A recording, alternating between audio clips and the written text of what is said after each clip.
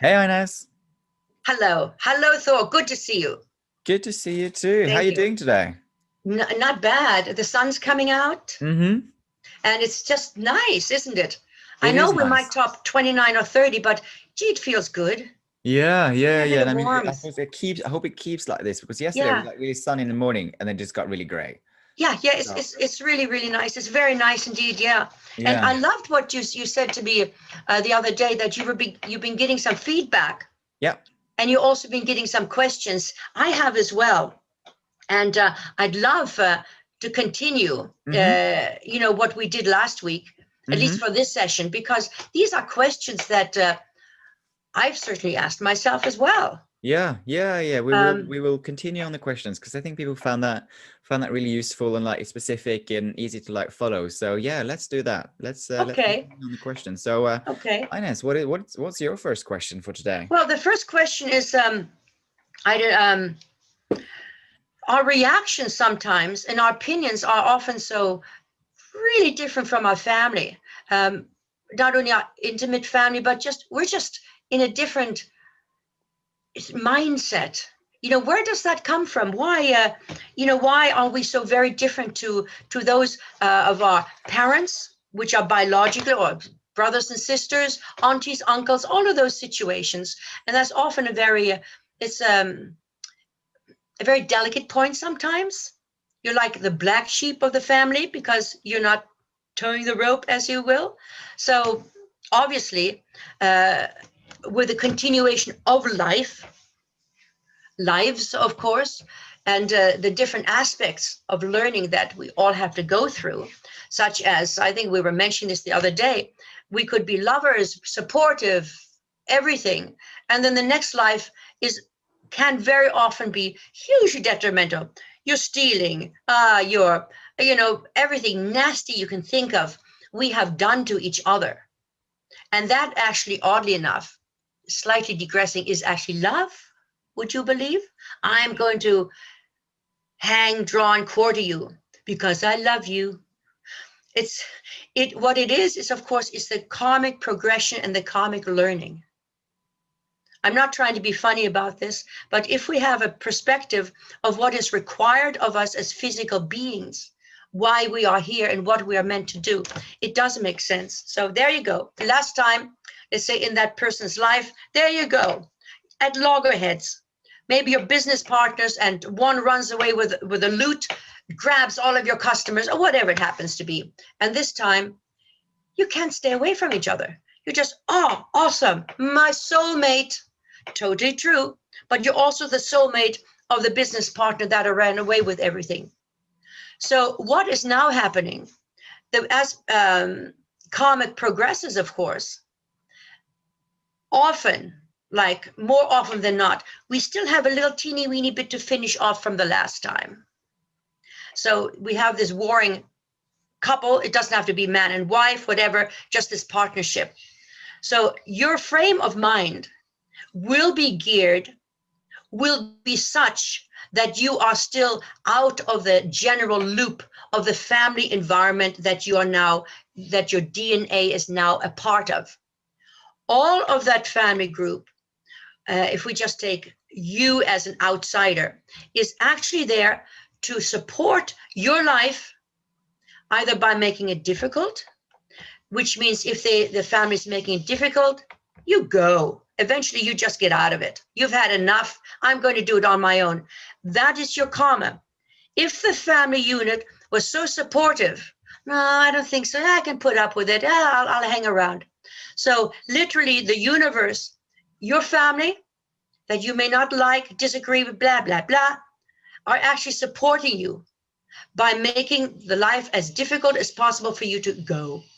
That is the learning situation. It's not always as simple as that, but there's it's really a huge part of everything. And of course, we talk about regression.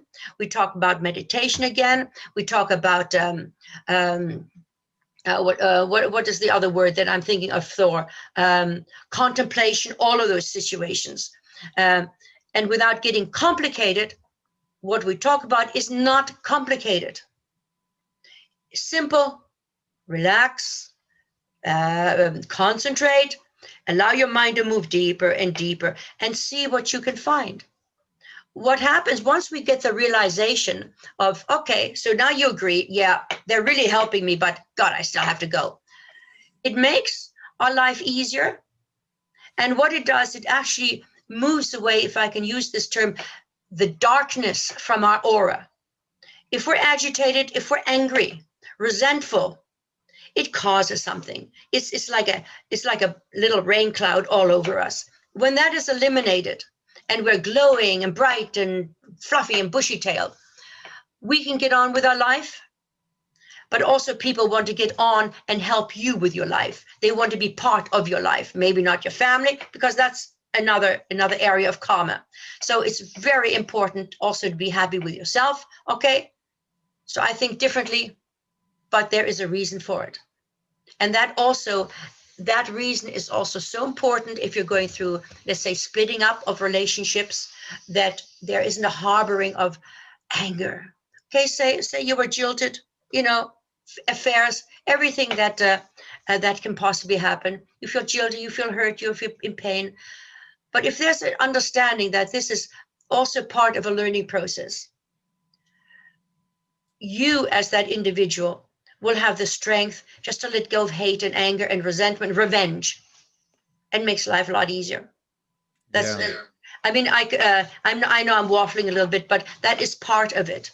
Yeah. Well, it's an interesting thing, because I am obviously someone who left. No, not obviously, but I am someone who moved out from home quite early, and like I mean, I moved country, right? So Yeah. and I am very, very different to my sisters and my parents. I am exactly the person that you're talking about in so many ways, because it was quite difficult, and I was like, oh, just have to leave this, I have to get out.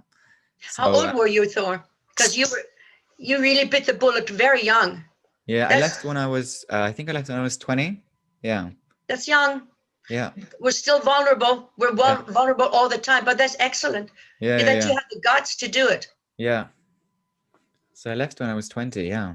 And you had no friends here, did you, in England? Interestingly enough, which was probably karmic, is that I did I met someone. Well, I met Charlotte 6 months before I left Okay. in Norway. Is she Norwegian? No, she's English. She was doing a show over there. So Okay. I met someone in Norway 6 months before I left, and then she obviously became my friend. So I had like one friend Good. when I came here. Yeah, which was Yeah. I didn't that wasn't there initially, but yeah, I had one friend when I left. Wow. Yeah. Excellent. Yeah, that's really good. To step out into the unknown is hard.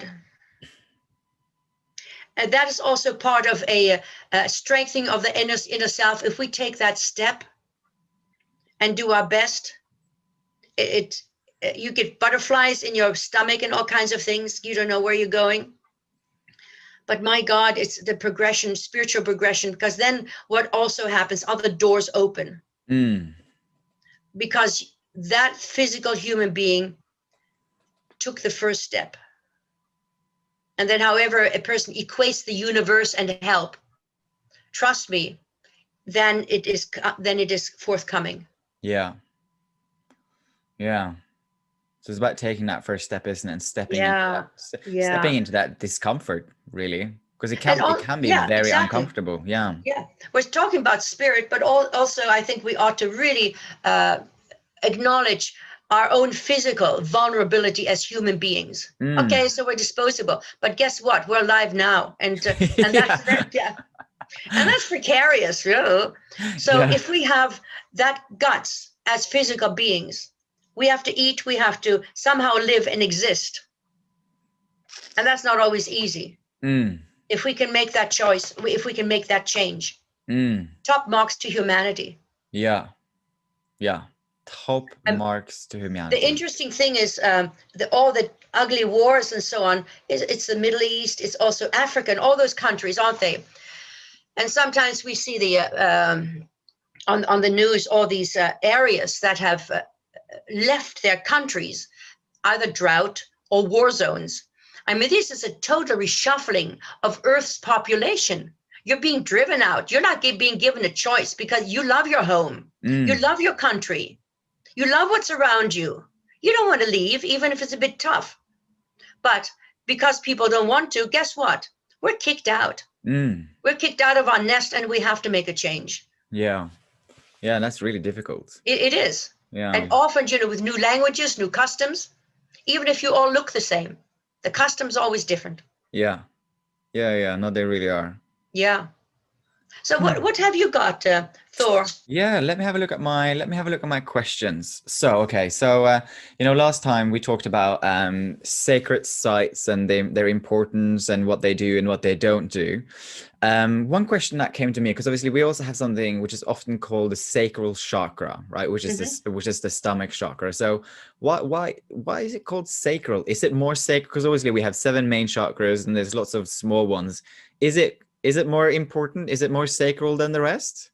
No, all the chakrams work together. Yeah. In harmony. And of course, if we're just talking, I will get to the sacral one. If we're talking about, say, the third eye, which is obviously the intuitive part, or the crown chakra, of course, which is the entry of spirit. Yeah. Not entry of ESET. That comes through another opening, of course. But all the sacral, all of these wordings, of course, have relevance to our physical needs of making something more important. The stomach chakra is no more important than the next, because if the next one isn't there and also looked after, the sacral one, the yellow, also cannot function. Yeah. When we do the meditations, often I say, let us say I'm this the Kundalini or the base chakra, red, and then of course we go to the orange. I say either spleen or stomach. I'm never quite certain which to do. And I said to the guys, which is it? They said, does it matter? No, it doesn't matter. It's how a person sees it. Yeah. What does matter is that it adheres to the correct color. Yeah. So no, it's not more sacral. Somebody will say something different. That's good. Yeah. Fine. If it works for you, that's fine. But no, it's not.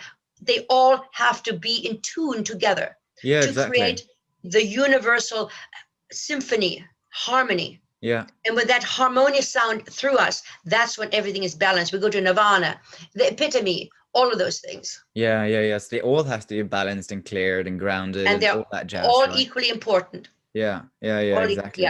Yeah.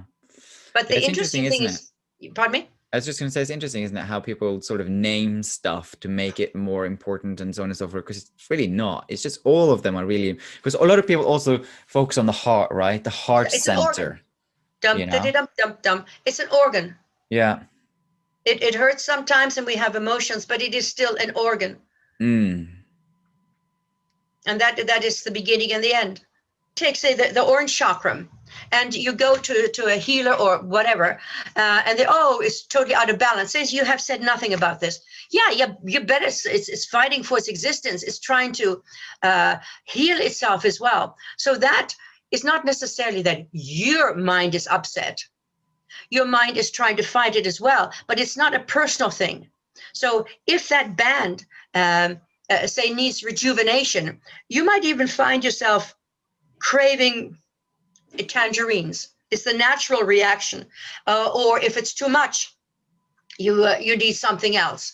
To get personal with your own brain, you can go down a very dangerous path. And I use the word dangerous very guardedly. We are salient people. We are human beings. The chakrams work together with meditation and contemplation around the world. As we said last time, everything is so necessary for everybody. You pray, you sing, you do this, that, the other. We need to release our mind in order to get the strength of who you are, the confidence that you're okay, meaning you are the way you have been created. And then with the illnesses or disruptions in our life, then of course we can, we can do this. But to put too much emphasis,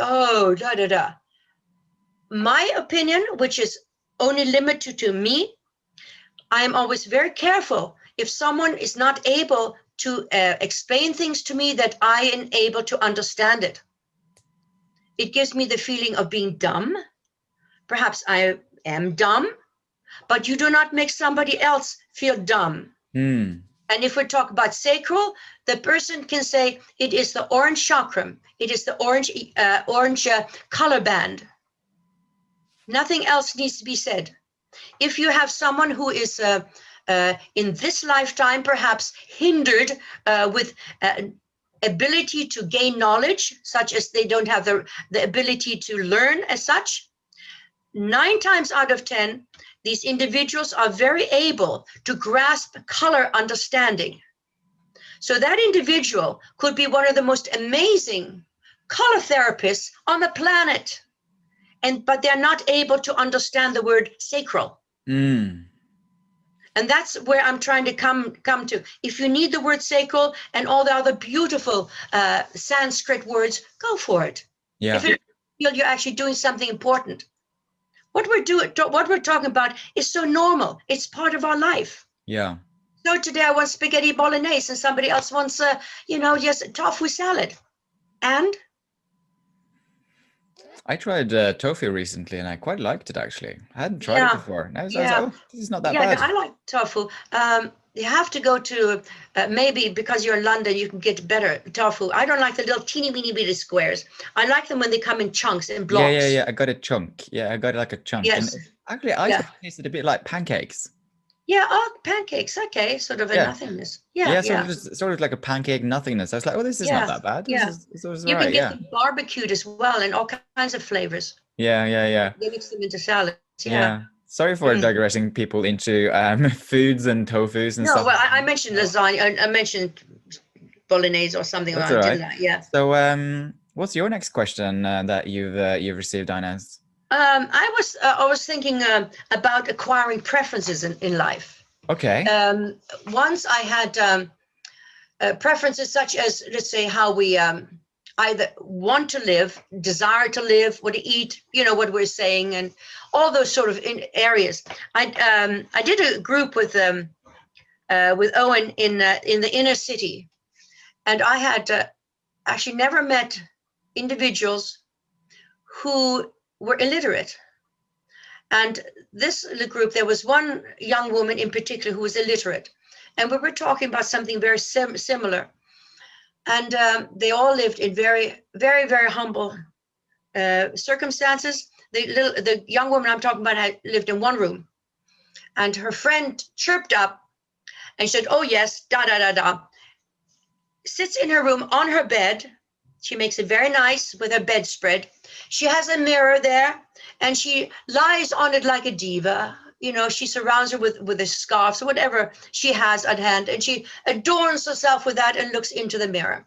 So we all had a good laugh at her expense. And we meditated.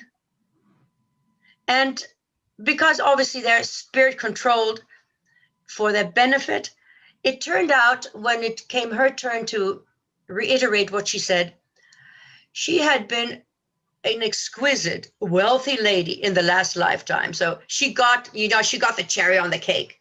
This time it is quite the opposite. She lives in poverty, lesson. But what her mind was doing, it was remembering those times.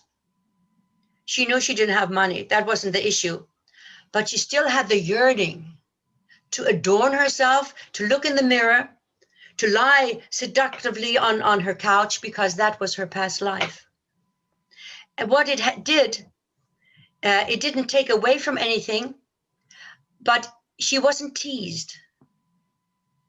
She was acceptance of herself, that she wasn't off the rocker, of her rocker, that she wasn't trying to stimulate something that was so unreal because of her hardship. It was a reality. And our preferences are often like that. Her living accommodation didn't change. Or why do some people insist, let's say they have fortune and they have a lot of money. They insist on building this weird ego sort of house. They become hermits. Because what they're doing is a flashback. This time they're meant to have money, have enough to eat. Last time, guess what? They didn't. They went from 1 month to the next hoping they could survive. So it's always a balance. So a lot of our preferences, what I'm saying, come from that. Our fears come from that. If you were buried alive, which some cultures at a certain time did have, you were walled in to bring luck, in certain cultures. You don't forget that easily. It's there. It's a memory, yes. And sometimes that memory comes forward. So you have a fear of claustrophobia. Maybe you were thrown off a mountain, a sacrificial lamb, or it's just a fight. You're afraid of heights. Ooh, don't like that. I remember something really bad happened to me. That not quite that way, but I don't like this. Remember that one person in the group, Thor, they were so afraid of worms. And they were buried. They thought they weren't buried alive, but they thought the person was dead, which was them, and they were buried by Egypt, and they had big worms there. And this person remembered all the worms. They did sort of grovel out of their grave, whatever it is. But they're often explanations. They're interesting explanations, and they help us to understand ourselves. Yeah. Past life regression does, right? Because stepping into that and seeing what's been foreign. I think, I mean, it's like you said, like her circumstances doesn't change and so on and so forth, but there's obviously something within her mind which changes, right? Yeah, it is.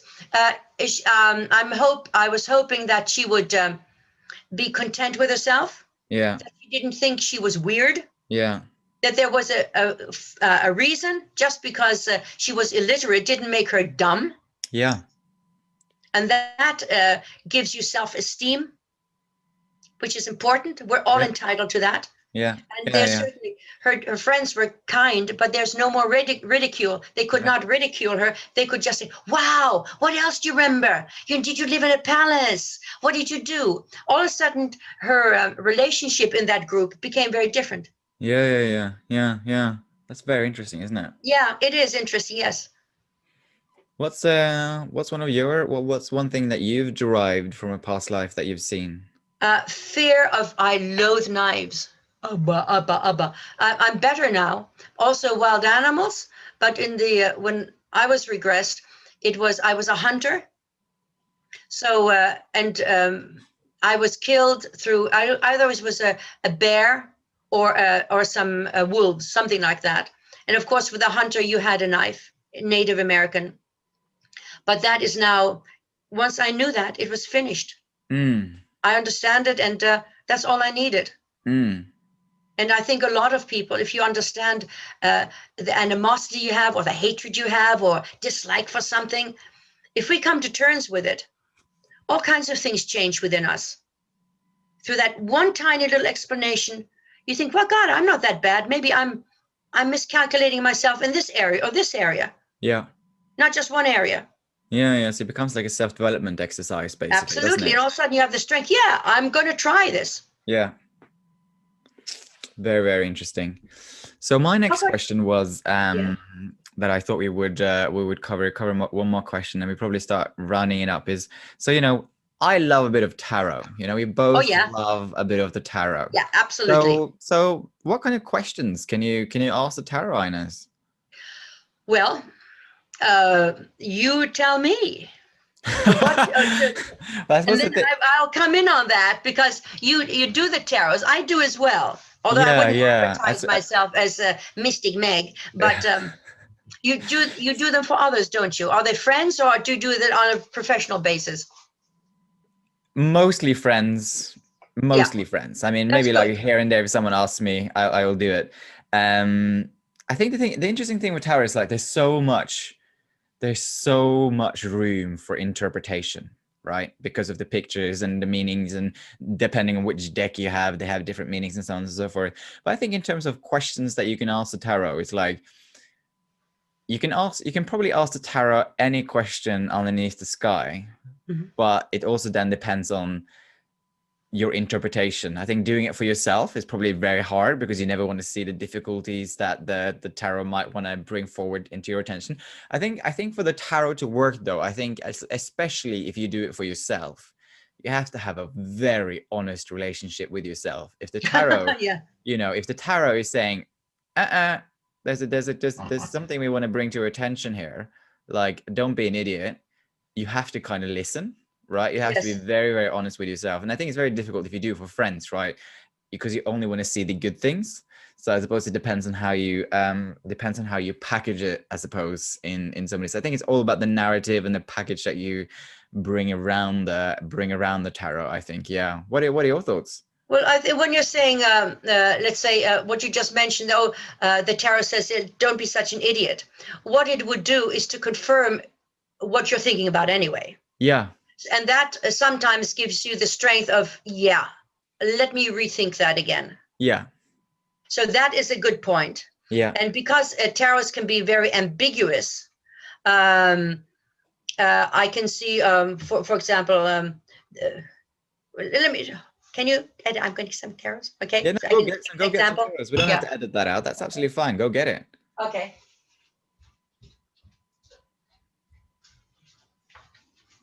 Well, because I have personally had that, right, where I was like, my mind was running wild, and I had the Yes. question, Yes. and I sort of did a tarot deck, and just like I was like, I'm just gonna pull one card, Okay. what comes up, and that one Yes. card did make me rethink my decision quite drastically. So it Okay. has been Keep going. really useful. Yeah, it has been really useful. I can't remember what context, what the question was, but it has The done that. problem is that if you don't like the first card, that you don't keep Yeah, getting yeah, it. no, well, Yeah. that's what I mean. That's what I said. You have to be really honest with yourself. It's that if you get that card, you Yeah. can't pull another. You have to stick with it. Okay.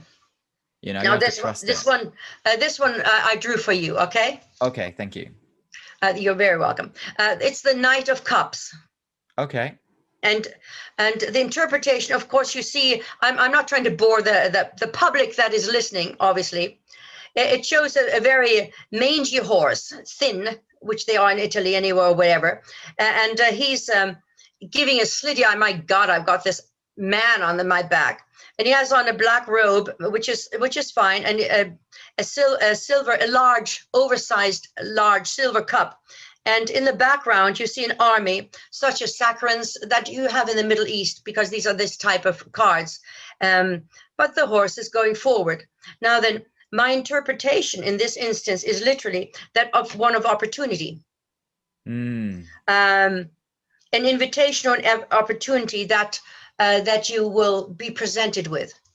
The slitty-eyed horse is possibly your own reluctance to be able to see a good deal when this chalice with the silver chalice is being offered to you. Mm. So if I say, what does that make sense to you? Yeah. Opportunity approaching. That's what I feel you're going to have is an opportunity. However, with this, as I mentioned, there are soldiers behind you, which means that it's a challenge as well. Yeah. So that, but he has a very nice reins on this slitty-eyed, skinny horse. But again, it means it's spiritual. So it is guided. It is not a random opportunity. So does that make any sense to anybody? Because we're trying And to get some. it's so interesting. I was going to mention this after we stopped our recording, but I'm going to bring it in because Oh I yeah. had a dream yesterday. No, like last night, basically, with my best friend from Norway. Yeah. And I thought it was maybe about him, but maybe it's about me, because there was like an opportunity, like we were presented with a really important opportunity in that Okay. dream. I can't remember what it was. I just remember there was like fanfare party. It was some sort of opportunity, basically. Yeah. Because I was going to message him after this and be like, hey, I think something good is going to come into your life very, very soon.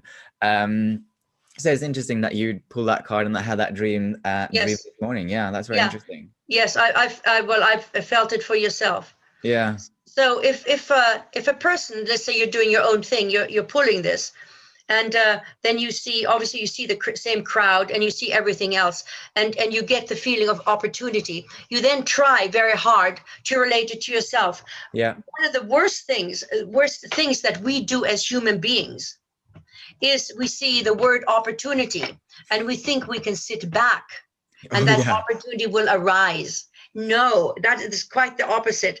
You have to work hard in your job. even if you're thinking of leaving it, work hard on your job, because that is because of your hard work. It could be that is where the opportunity lies. Or if you leave a job, to try to leave it as on a very amiable level, not because you want to be that squeaky clean nice person, but because it will benefit you. So whatever circumstances are around a person, make the very best of your predicament. Let's say you're collecting your school meals or something. Who knows? Thank you. Oh, how nice. This is so lovely. I'm so grateful. That could be where the opportunity lies, and say, hey, listen, there's this thing going on. Are you interested in? It's our attitude that will then bring forward the opportunity. I totally agree. And that's one thing which I really appreciate from your teaching to me all these years, is just to make the most of it. You have to, even though a clairvoyant or a psychic or a tarot reader says, oh, you're going to get a great opportunity, it's like, you're going to have to work for it, mate. Absolutely. And the working for it is just being a good person. And that obviously, oddly enough, is, you always ask for a happy message. Yeah. Or something like that, whatever you call it. It's not a happy message, but that relates to exactly what we were saying.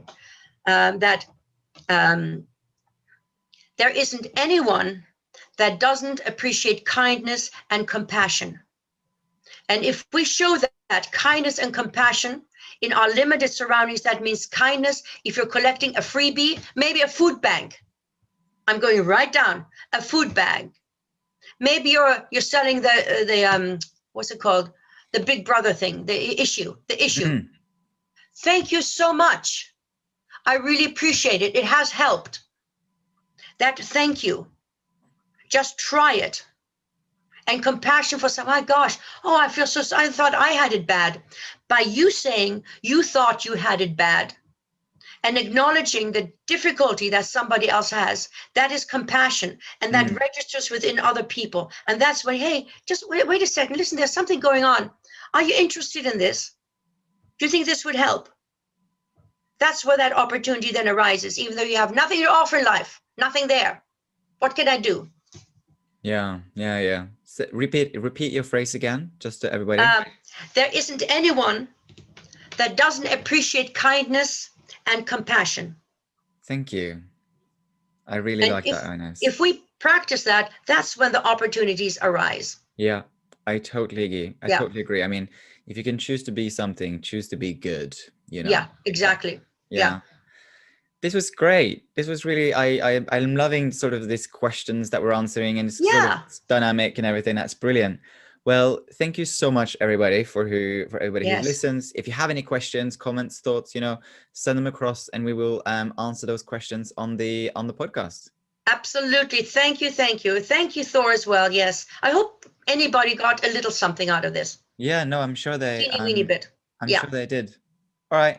Bye, everyone. Bye. Bye-bye. Bye.